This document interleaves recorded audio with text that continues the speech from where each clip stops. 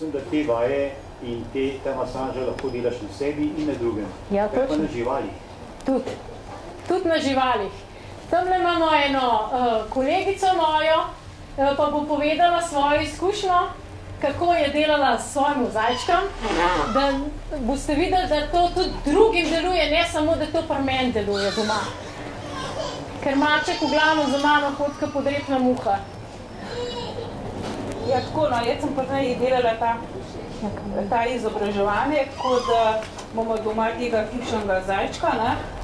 In pač otrok je padel na tla in ne hodil, v glavnem ne jedel, otrok jokal, pač da bo preč prišel in sem jaz pač, če deluje na ljudeh, naj bi tudi na živaleh, ne?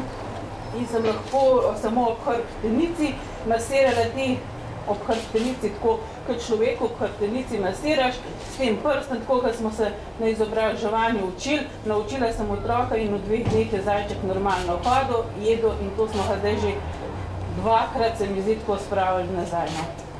Tako da sigurno deluje, kar nekaj preizkušati. Ne vem, ker jaz recimo psičko, pa izmeram zjutraj, ko prije k meni, grem tudi dol po hrbtenici.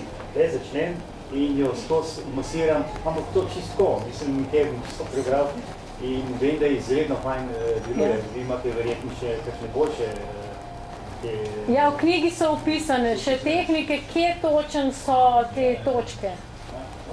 Ja, prosim.